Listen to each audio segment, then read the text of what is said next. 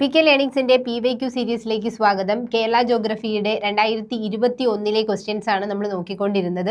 അതിൽ ഇന്ന് 6ാമത്തെ എപ്പിസോഡാണ് നോക്കുന്നത്. നമുക്ക് ക്ലാസ്സിലേക്ക് കടക്കാം. ഡിസ്ട്രിക്ട്സ് ആൻഡ് ഇറ്റ്സ് ഫീച്ചേഴ്സ്, അല്ലെ ജില്ലകളും അവയുടെ പ്രത്യേകതകളും എന്ന് പറയുന്ന ഒരു ടോപ്പിക്സിൽ വരുന്ന കുറച്ച് ക്വസ്റ്റ്യൻസ് ആണ്. ഓരോ ജില്ലകളുടെയും പ്രത്യേകതകളാണ് നമ്മൾ ഇന്ന് നോക്കാൻ പോകുന്നത്.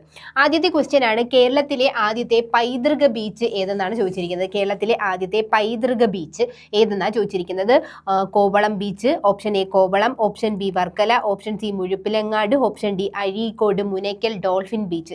ഇതാണ് ഓപ്ഷൻസിൽ കൊടുത്തിരിക്കുന്നത്.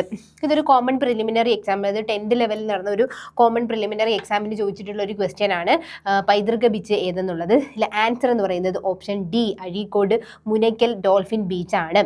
അഴീക്കോട്, മുനയ്ക്കൽ, ഡോൾഫിൻ ബീച്ച് തൃശ്ശൂർ ജില്ലയിലെ കൊടുങ്ങല്ലൂരിനടുത്ത് അഴീക്കോട് എന്ന സ്ഥലത്താണ് ഈ ബീച്ച് സ്ഥിതി ചെയ്യുന്നത്. ആ സ്ഥലത്തിന്റെ പേര് തന്നെയാണ് ആ ബീച്ച്, അഴീക്കോട് ബീച്ച്.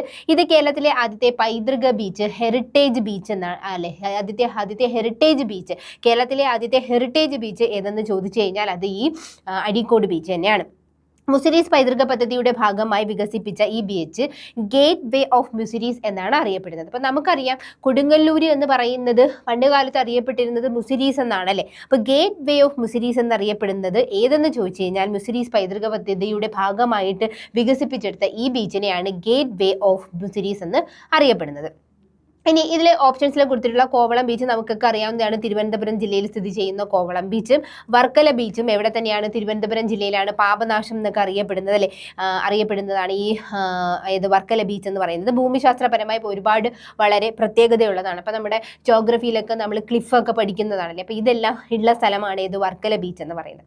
ഇനി മുഴുപ്പിലങ്ങാട് ബീച്ച് എന്ന് പറയുന്നത് നമുക്കറിയാം കേരളത്തിൽ സ്ഥിതി ചെയ്യുന്ന ഏക ഡ്രൈവിൻ ബീച്ചാണ്, അല്ലെ. നമ്മൾ വളരെ വീഡിയോസൊക്കെ ഒരുപാട് കണ്ടിട്ടുള്ള വലിയ വണ്ടിയൊക്കെ ഓട്ടിച്ച് പോകാൻ പറ്റുന്ന വലിയ രീതിയിലുള്ള ഒരു ബീച്ചാണ്, ഡ്രൈവിംഗ് ബീച്ചാണ് മുഴുപ്പിലങ്ങാട് എന്ന് പറയുന്നത്. കണ്ണൂർ ജില്ലയിലാണ്. കണ്ണൂർ ജില്ലയിൽ സ്ഥിതി ചെയ്യുന്ന ഏഷ്യയിലെ തന്നെ ഏറ്റവും, ഇന്ത്യയിൽ എന്നുള്ളതല്ല, ഏഷ്യയിലെ തന്നെ ഏറ്റവും നീളം കൂടിയ ഡ്രൈവിംഗ് ബീച്ചാണ് മുഴുപ്പിലങ്ങാട് ബീച്ച്. ജില്ല എന്ന് പറയുന്നത് കണ്ണൂരാണ്, ഓർത്തു വെച്ചിരിക്കുക. രണ്ടാമത്തെ ക്വസ്റ്റ്യൻ നോക്കാം. കേരളത്തിലെ കളിമൺ നിക്ഷേപം കൂടുതലുള്ള പ്രദേശം ഏതെന്നാണ്. കേരളത്തിലെ കളിമൺ നിക്ഷേപം കൂടുതലുള്ളത് മൂന്നാറാണ്. ഓപ്ഷൻ എ കൊടുത്തിരിക്കുന്നത്. Option B Punalur, option C Kundara, option D Thalassery. നമ്മൾ കുണ്ടറ സെറാമിക്സ് എന്നൊക്കെ ഇങ്ങനെ ഒരുപാട് കേട്ടിട്ടുണ്ട്. അപ്പം അതുകൊണ്ട് തന്നെ ആദ്യം നമുക്ക് ഒരു ഏകദേശം ഒരു ആൻസർ കിട്ടും. ആൻസർ സി ആണ്, കുണ്ടറ. കേരളത്തിൽ കളിമൺ നിക്ഷേപം കൂടുതലുള്ള സ്ഥലം എന്ന് പറയുന്നത് കൊല്ലം ജില്ലയിലെ, ഏത് ജില്ലയാണ്, കൊല്ലം ജില്ലയിലെ കുണ്ടറയാണ്. കേരളത്തിൽ ചൈന ക്ലേ നിക്ഷേപം, അല്ലെ, കാവലിൻ നിക്ഷേപം കൂടുതലായി കാണപ്പെടുന്നത് കൊല്ലം ജില്ലയിലെ കുണ്ടറയിലാണ്. ഇവിടെയാണ് പ്രശസ്തമായിട്ടുള്ള കേരള സെറാമിക്സ് ലിമിറ്റഡ് സ്ഥിതി ചെയ്യുന്നത്.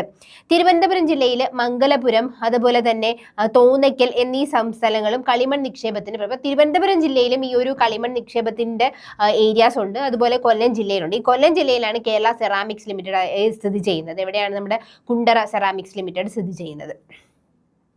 മൂന്നാമത്തെ ക്വസ്റ്റ്യൻ ആണ്, കേരളത്തിലെ ചിറാപുഞ്ചി എന്നറിയപ്പെടുന്ന സ്ഥലം ഏത്? Option A Kozhikode, option B Munnar, option C Vagamon, option D Lakkidi, വയനാടിലെ ലക്കിടി. അപ്പോൾ കേരളത്തിലെ ചിറാപുഞ്ചി എന്നറിയപ്പെടുന്നത് ഓപ്ഷൻ ഡി ലക്കിടി, വയനാട് ജില്ലയിലെ ലക്കിടിയാണ് കേരളത്തിലെ ചിറാപുഞ്ചി എന്നറിയപ്പെടുന്നത്. കേരളത്തിലെ ഏറ്റവും കൂടുതൽ മഴ ലഭിക്കുന്ന പ്രദേശം എന്ന നിലയ്ക്ക് നമ്മുടെ നേര്യമംഗലത്തിനെയും കേരളത്തിന്റെ ചിറാപുഞ്ചി എന്ന് വിശേഷിപ്പിക്കാറുണ്ട്. എന്നാൽ നൽകിയിരിക്കുന്ന ഓപ്ഷനിൽ ഏറ്റവും അനുയോജ്യമായിട്ടുള്ളത്, കൂടുതലും ഇങ്ങനെ പറഞ്ഞു പോയിട്ടുള്ളത് ലക്കിടിയാണ്. കേരളത്തിൽ ഏറ്റവും കൂടുതൽ മഴ ലഭിക്കുന്ന പ്രദേശം ചോദിച്ചു കഴിഞ്ഞാൽ അത് നേര്യമംഗലമാണ്. നാലാമത്തെ ക്വസ്റ്റ്യൻ ആണ്, മണിയാർ സ്ഥിതി ചെയ്യുന്ന ജില്ല ഏതാണ്? മണിയാർ സ്ഥിതി ചെയ്യുന്ന ജില്ല. Option A Kollam, option B Pathanamthitta, option C Idukki, option D Palakkad. അപ്പോൾ മണിയാർ എന്ന് പറയുന്നത് പത്തനംതിട്ട ജില്ലയിലാണ്. ഇതിൻ്റെ പ്രത്യേകത എന്ന് പറഞ്ഞു കഴിഞ്ഞാൽ മണിയാറിലാണ് നമ്മുടെ പ്രൈവറ്റ് ആയിട്ടുള്ള, കേട്ടോ, ഏറ്റവും ആദ്യമായിട്ട് തുടങ്ങിയ പ്രൈവറ്റ് ആയിട്ടുള്ള ഡാമിൻ്റെ സ്വകാര്യ ഉടമസ്ഥതയിലുള്ള ഒരു ഇറിഗേഷൻ ജലവൈദ്യുത പദ്ധതി, ഹൈഡ്രോ ഇലക്ട്രിക് പ്രോജക്റ്റ് വന്നിരിക്കുന്നത് ഈ മണിയാറിലാണ്. അത് പത്തനംതിട്ടയിലാണ്. അപ്പം മണിയാർ പത്തനംതിട്ട ജില്ലയിലാണ് സ്ഥിതി ചെയ്യുന്നത്. മണിയാർ അണക്കെട്ടിന്റെ പമ്പാ നദിയുടെ പോഷക നദിയായ കക്കാട്ടാറിലാണ് മണിയാർ അണക്കെട്ട് സ്ഥിതി ചെയ്യുന്നത്. ഈ അണക്കെട്ടിന്റെ പ്രത്യേകത ഞാൻ തുടക്കത്തിലേ പറഞ്ഞു. ആദ്യത്തെ സ്വകാര്യ ഉടമസ്ഥതയിലുള്ള ജലവൈദ്യുത പദ്ധതിയാണ് ഈ മണിയാർ എന്ന് പറയുന്നത്. അഞ്ചാമത്തെ ക്വസ്റ്റ്യൻ നോക്കാം.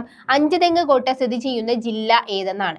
അഞ്ചുതെങ്ങ് കോട്ട, അഞ്ചുതെങ്ങ് കലാപം എന്നൊക്കെ നിങ്ങൾ ഒരുപാട് പഠിച്ചിട്ടുണ്ടായിരിക്കുമല്ലേ, കേരള ഹിസ്റ്ററി പഠിക്കുമ്പോൾ പഠിച്ചിട്ടുള്ളതാണ്. ഇത് തിരുവനന്തപുരം ജില്ലയിലാണ് സ്ഥിതി ചെയ്യുന്നത് കേട്ടോ. തിരുവനന്തപുരം ജില്ലയിലാണ് നമ്മുടെ അഞ്ചുതെങ്ങ് സ്ഥിതി ചെയ്യുന്നത്. ബ്രിട്ടീഷ് ഈസ്റ്റ് ഇന്ത്യ കമ്പനി കേരളത്തിൽ നിർമ്മിച്ച ആദ്യത്തെ കോട്ട എന്ന് പറയുന്നത് അഞ്ചുതെങ്ങ് കോട്ടയാണ്. അപ്പൊ ബ്രിട്ടീഷ് ഈസ്റ്റ് ഇന്ത്യ കമ്പനി ഇന്ത്യയിൽ ആദ്യമായിട്ട് തുടങ്ങിയിട്ടുള്ള കോട്ട അല്ലെങ്കിൽ ആദ്യമായിട്ട് പണിത കോട്ട എന്ന് പറയുന്നത് സെന്റ് ജോർജ് കോട്ടയാണ്. എന്നാൽ ഒരു യൂറോപ്യന്മാർ കേരളത്തിൽ ആദ്യമായിട്ട് തുടങ്ങിയ കോട്ട എന്ന് പറയുന്നത് ഏതാണ്? മാനുവൽ കോട്ട അല്ലെ, ആഴിക്കോട്ട, ആയിക്കോട്ട എന്നൊക്കെ അറിയപ്പെടുന്നത് നമ്മുടെ മാനുവൽ ഫോർട്ടാണ്. പക്ഷേ ബ്രിട്ടീഷുകാർ കേരളത്തിൽ ആദ്യമായിട്ട് പണിതത് ഏതെന്ന് ചോദിച്ചു കഴിഞ്ഞാൽ അത് അഞ്ചുതെങ്ങ് കോട്ട തന്നെയാണ്. 1695 ഈ ഒരു കോട്ട പൂർത്തീകരിച്ചത്. തിരുവനന്തപുരം ജില്ലയിൽ വർക്കലയ്ക്കടുത്താണ് ഈ ഒരു ചരിത്ര സ്മാരകം സ്ഥിതി ചെയ്യുന്നത്.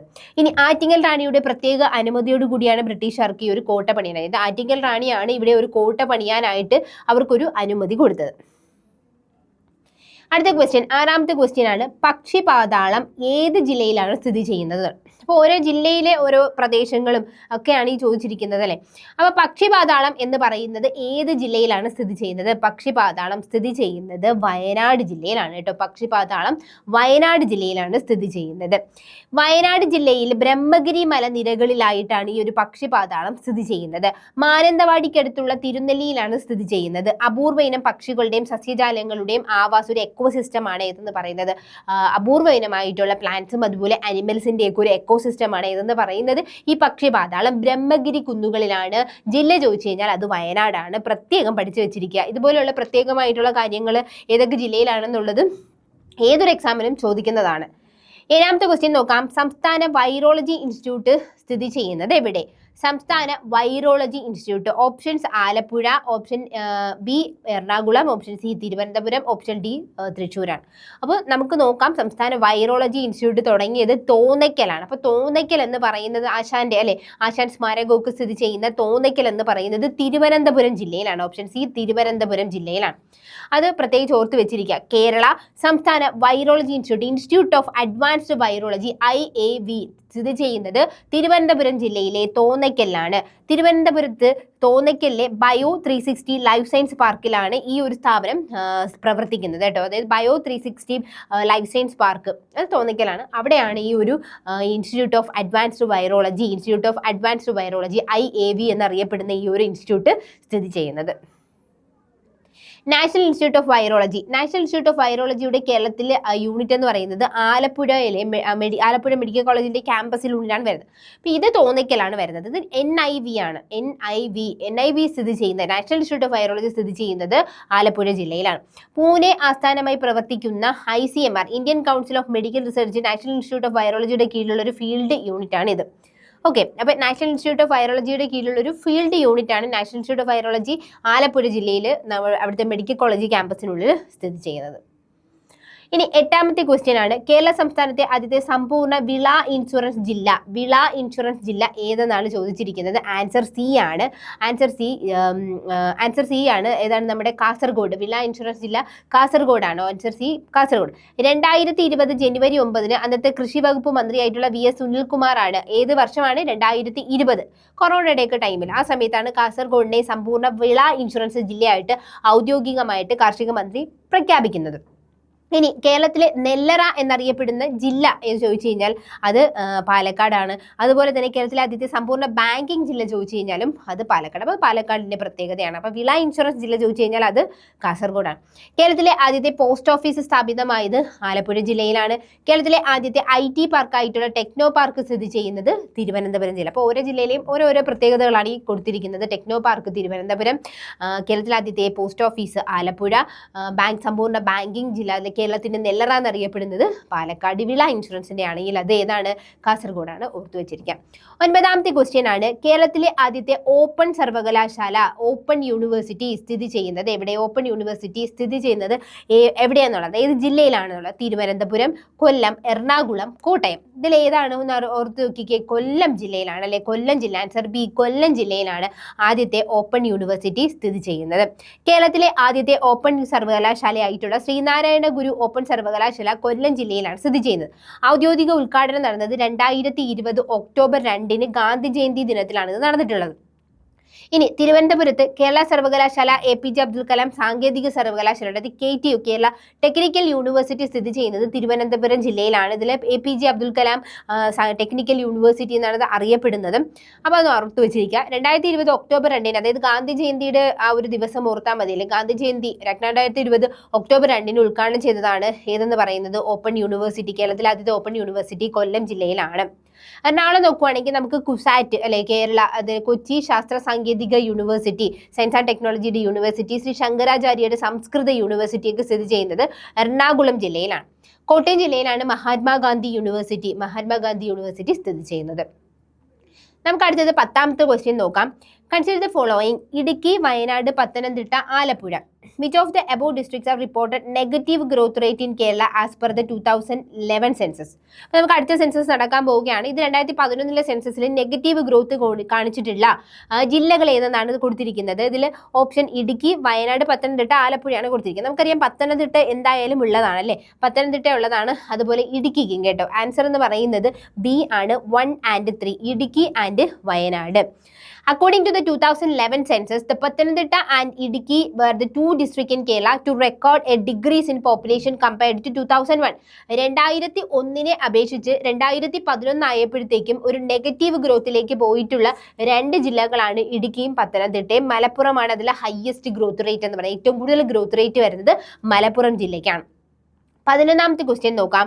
കേരളത്തിലെ തെക്കേ അറ്റത്തെ നിയമസഭാ മണ്ഡലം ഏതെന്നാണ്? ഇതൊരു കോൺട്രവേഴ്സി ഉള്ള ഒരു ക്വസ്റ്റ്യൻ ആണ്. ഇവർ ആൻസർ കൊടുത്തിരിക്കുന്നത് നെയ്യാറ്റിൻകരയാണ്. പക്ഷെ ചില സ്ഥലങ്ങളിൽ നമുക്ക് പാറശാലയും കാണുന്നുണ്ട് കേട്ടോ. പക്ഷെ ഇവരുടെ ആൻസർ, PSCയുടെ ആൻസർ എന്ന് പറയുന്നത് ഓപ്ഷൻ B ആണ്.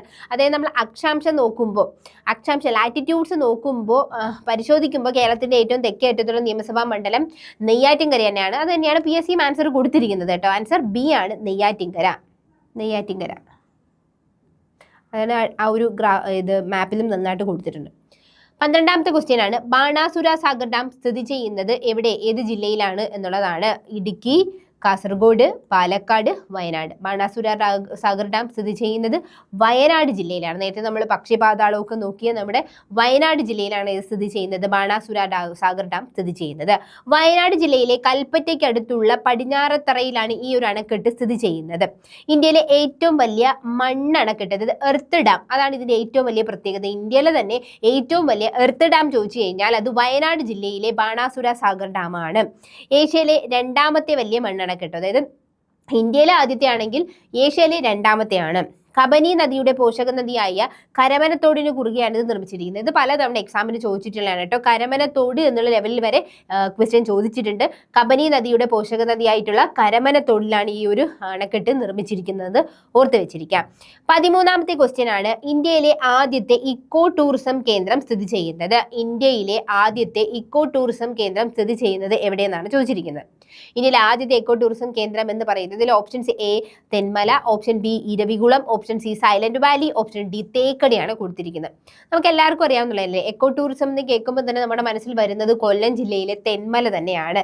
Option A Thenmala. ഇന്ത്യയിലെ ആദ്യത്തെ എക്കോ ടൂറിസം കേന്ദ്രം സ്ഥിതി ചെയ്യുന്നത് തെന്മലയാണ്. കൊല്ലം ജില്ലയിലെ തെന്മലയിലാണ് സ്ഥിതി ചെയ്യുന്നത്. ഇന്ത്യയിലെ ആദ്യത്തെ ആസൂത്രിത എക്കോ ടൂറിസം കേന്ദ്രമാണ് കേരളത്തിലെ കൊല്ലം ജില്ലയിലുള്ള തെന്മല. ആസൂത്രിതമായിട്ടുള്ള എക്കോ ടൂറിസം കേന്ദ്രമാണ്. തെന്മല എക്കോ ടൂറിസം പദ്ധതിയുടെ ഭാഗമാണ് ശെന്തുരുണി വന്യജീവി സങ്കേതം എന്ന് പറയുന്നത്.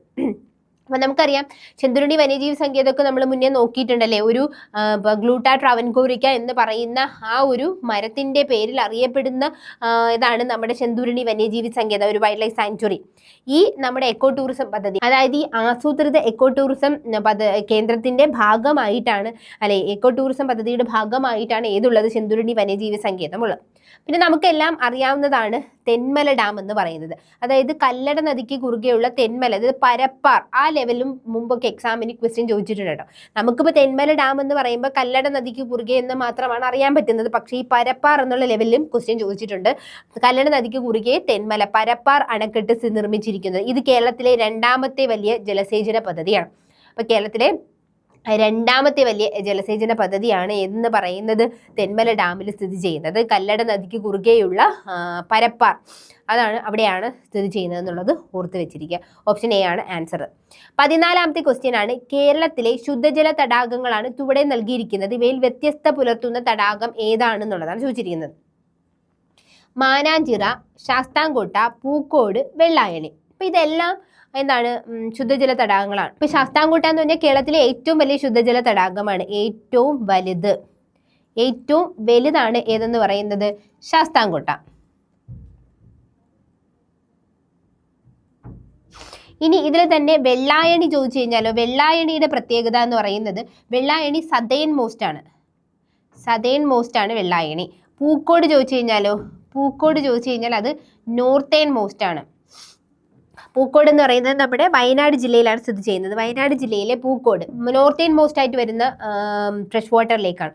അപ്പൊ ഇതിൽ മാനാഞ്ചിറ, കോഴിക്കോട് ജില്ലയിലെ മാനാഞ്ചിറയ്ക്ക് ഒരു പ്രത്യേകതയുണ്ട്. ഇത് മാൻമെയ്ഡ് ആയിട്ടുള്ള ഫ്രഷ് വാട്ടർ ലേക്കാണ്. അപ്പൊ ആൻസർ എ ആണ്, ഓപ്ഷൻ എ ആണ്.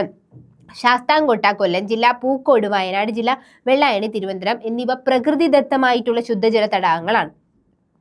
അങ്ങനെയാണെങ്കിൽ മാനാഞ്ചിറയോ കോഴിക്കോട് നഗരത്തിൽ സ്ഥിതി ചെയ്യുന്ന മനുഷ്യനിർമ്മിതമായിട്ടുള്ള അതാണ് ഏതെന്ന് പറയുന്നത് മനുഷ്യനിർമ്മിതമായിട്ടുള്ളതാണ് മാനാഞ്ചിറ. അപ്പൊ അത് ഓഡ് വൺ ആയിട്ട് നമുക്ക് എടുക്കാൻ പറ്റുന്നതാണ്. താഴെ പറയുന്നവയിൽ കേരളത്തിൽ 2 പഞ്ചായത്തുകൾ മാത്രമുള്ള ബ്ലോക്ക് പഞ്ചായത്ത് ഏതെന്നാണ് ചോദിച്ചിരിക്കുന്നത്. 2 പഞ്ചായത്തുകൾ മാത്രമുള്ള ബ്ലോക്ക് പഞ്ചായത്ത് എന്ന് പറയുന്നത് അവർ ക്വസ്റ്റ്യൻസിൽ ഓപ്ഷൻ ഇട്ടിരിക്കുന്നത് അട്ടപ്പാടി, പാലക്കാട്, കോഴിക്കോട്, ആര്യാട്. അട്ടപ്പാടി, പാലക്കാട്, കോഴിക്കോട്, ആര്യാട്. ഇതിൽ ആൻസർ എന്ന് പറയുന്നത് ഓപ്ഷൻ ഡി ആര്യാടാണ് കേട്ടോ. ആര്യാടാണ് 2 ഇത് മാത്രമുള്ളത്, അതായത് 2 ഗ്രാമപഞ്ചായത്തുകൾ, ആര്യാടും മണ്ണഞ്ചേരി എന്ന് പറയുന്നത്. ഇത് ഏത് ജില്ലയിലാണെന്ന് വെച്ച് കഴിഞ്ഞാൽ ആലപ്പുഴ ജില്ലയിലാണ് ആര്യാട് ബ്ലോക്ക് പഞ്ചായത്ത് സ്ഥിതി ചെയ്യുന്നത്. വെറും 2 ഗ്രാമപഞ്ചായത്ത്, ആര്യാടും മണ്ണഞ്ചേരി എന്ന് പറയുന്ന 2 ഗ്രാമപഞ്ചായത്ത് മാത്രമുള്ള ഒരു ബ്ലോക്ക് പഞ്ചായത്താണ് ആലപ്പുഴ ജില്ലയിലെ ആര്യാട് എന്ന് പറയുന്നത്. അപ്പൊ നമുക്ക് കേരളത്തിലെ മൊത്തത്തിൽ ബ്ലോക്ക് പഞ്ചായത്തുകൾ നോക്കിക്കഴിഞ്ഞാൽ 152 ബ്ലോക്ക് പഞ്ചായത്തുകളുണ്ട്. എത്ര ഗ്രാമപഞ്ചായത്തുകളുണ്ടെന്ന് വെച്ച് കഴിഞ്ഞാൽ 941 ഗ്രാമപഞ്ചായത്തുകളുണ്ട്. 152 ബ്ലോക്ക് പഞ്ചായത്തും 941 ഗ്രാമപഞ്ചായത്തുകളും കേരളത്തിനുണ്ട്. ഇതിനെയാണ് 2021 നമ്മുടെ കേരള ജോഗ്രഫിയിൽ ഇന്ന് നമ്മൾ 6ാമത്തെ എപ്പിസോഡിൽ നോക്കിയ 15 ക്വസ്റ്റ്യൻസ് എന്ന് പറയുന്നത്. അടുത്തൊരു എപ്പിസോഡും കൂടി ആകുമ്പോൾ 2021 ക്വസ്റ്റ്യൻസ് എല്ലാം കഴിയും. വളരെ സിമ്പിൾ ആയിട്ടുള്ള ക്വസ്റ്റ്യൻസ് ആണ്. അതായത് കേരള ജോഗ്രഫിയിൽ നമ്മൾ അത്യാവശ്യം പഠിക്കേണ്ട ഏരിയാസ് നിങ്ങൾക്ക് മനസ്സിലായി കാണും. ജില്ലകൾ അത്യാവശ്യം ഒന്ന് നോക്കി വെച്ചിരിക്കണം. പിന്നെ അതിൽ തന്നെ നമുക്ക് rivers, dams, lake, wildlife sanctuary, national park, ഇതെല്ലാം വളരെ ഇമ്പോർട്ടൻ്റ് ആണ്. ഒരുപാടൊന്നും പഠിക്കാനുമില്ല അല്ലേ. റിവേഴ്സൊക്കെ അത്യാവശ്യം കുറച്ചേ ഉള്ളൂ അല്ലെ. അത്ര റിവേഴ്സൊക്കെ തന്നെ നമുക്കുള്ളൂ. ഇമ്പോർട്ടൻ്റ് ആയിട്ടുള്ള റിവേഴ്സും ഡാംസും ഇതെല്ലാം പഠിച്ചു കഴിഞ്ഞാൽ കേരള ജോഗ്രഫിയിലെ മാർക്ക് എന്ന് പറയുന്നത് വളരെ എളുപ്പം നമുക്ക് കിട്ടാവുന്നതാണ്. പഠിക്കാൻ ഒരുപാട് സമയം സ്പെൻഡ് ചെയ്യാത്ത ഒരു കാര്യം കൂടിയാണ്. അപ്പോൾ നന്നായിട്ട് നോക്കണം. നമ്മുടെ ഈ ഒരു PYQ സീരീസ് കാണണം. Thank you.